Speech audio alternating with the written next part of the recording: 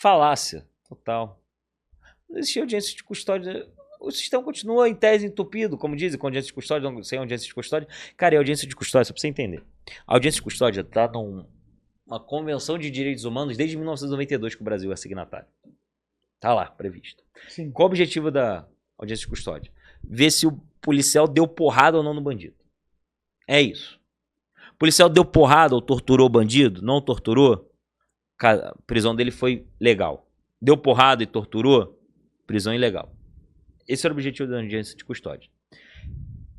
O seu querido ministro da Justiça, Ricardo Lewandowski, quando era presidente do Conselho Nacional de Justiça e ministro do Supremo, ele ditou uma resolução para regulamentar no Brasil, veja, não era lei, era o Conselho Nacional de Justiça editando uma resolução, não passou no Congresso, falando que a audiência de custódia tinha que ser cumprida em todo o país. E sabe qual era um dos princípios básicos da audiência de custódia?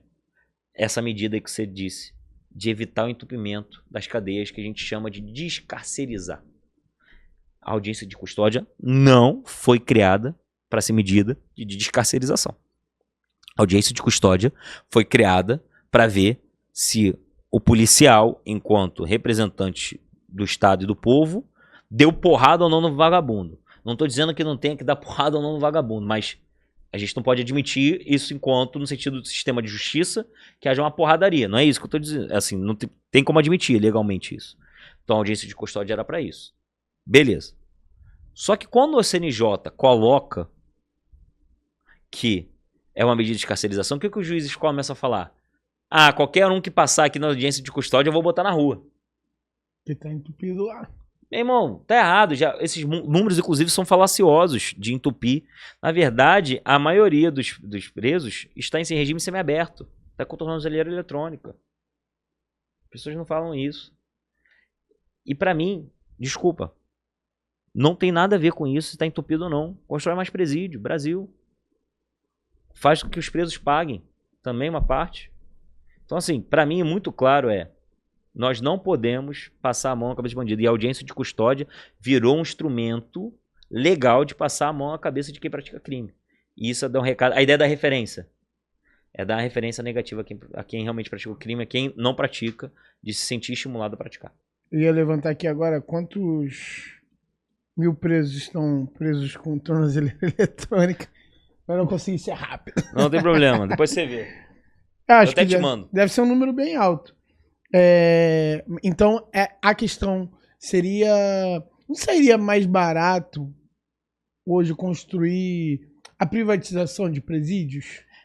Então, do que fazer o investimento, licitação para investir em tecnologia para vigiar e monitorar o preso fora? Cara, pra mim as duas coisas não excluem a outra. As duas coisas não excluem a outra. Mas partindo do pressuposto que eu acredito que o bandido tem que cumprir toda a pena que ele praticou, então, foi condenado a 30 anos. Ficar 30 anos preso, melhor investir no sistema de privatização, realmente uma parceria público-privada com os presídios. Cara, em Minas Gerais isso é um sucesso. Por que aqui no Rio de Janeiro não seria? Em Minas já existe presídio? Existe um projeto piloto, é um sucesso. Então, assim, qual o grande problema? Só pra você entender. Entra aquela ideia que eu te falei com o pessoal da esquerda, os juristas que são abolicionistas, na verdade. Querem defender que a prisão não é a melhor medida. E quando você privatiza, você está querendo fazer com que alguém lucre em cima do bandido. Cara, desculpa, o que é o crime no final das contas? Ele lucra em cima é uma economia da ilegalidade. Uhum. O crime é a economia da ilegalidade. Se o cara tem um contrato com o poder público de administrar um presídio e que ele ganha por isso, cara, pra mim tanto faz. Vai baratear o custo. Com todo respeito aos policiais penais, vão ser mais úteis em outras coisas.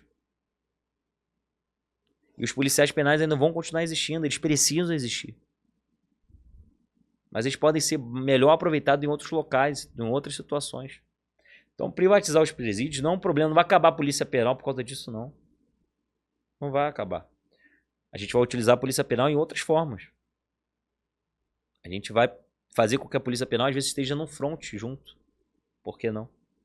Da polícia. ajudando em investigações no geral. Não sei. O ponto é, a verdade é para ser dita.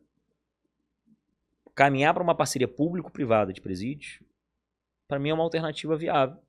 Principalmente se a gente tiver uma sociedade que tem muita gente praticando crime. Porque para mim é o ponto seguinte, quando você começa a dar o recado de que o cara vai ficar preso mesmo, cara, eu tenho certeza absoluta, e aí, minha opinião mesmo, não vai, dane esse crime de opinião, mas a minha opinião, as pessoas vão se sentir desestimuladas a praticar crimes. Nitidamente, porque é o seguinte, se eu não dou uma punição severa, volto a dizer, as pessoas começam a falar, cara, eu vou fazer merda, vou continuar fazendo merda. Então assim, não tem como admitir. É que nem, por exemplo, drogas. A lei de drogas está no meio do caminho. Ou você, desculpa, libera geral, que eu não concordo, ou você pune geral. Hoje, o que acontece? Você fala no sistema que o usuário pode financiar o tráfico, porque o máximo da pena que ele vai receber é uma repreensão de um juiz. A demonstração, como diz a lei. Tu acha que algum policial vai levar o cara para o juiz falar e o juiz vai querer aplicar alguma pena de advertência pro cara? Mas veja, é você falando o seguinte, o usuário, você pode realmente incentivar essa economia da ilegalidade, a economia do crime. Porque você vai ter que comprar droga, que é ilegal. Então, está legitimado o tráfico. Para mim, isso é uma medida muito equivocada. Então, hoje a lei, independentemente da decisão do Supremo ou não, para mim a decisão do Supremo só vai aumentar somente isso. Mas a ideia é de que nós não podemos ser tolerantes para o crime. Então, para mim, a resposta clara tem que ser essa. E aí, talvez, se a gente for não tolerante para o crime, daqui a pouco a gente vai desativar os presídios, que as pessoas vão se sentir desestimuladas a praticar crime. Essa é a primeira resposta, cara. Por isso que a gente tem que ver uns 50... Mas é 50 anos, assim.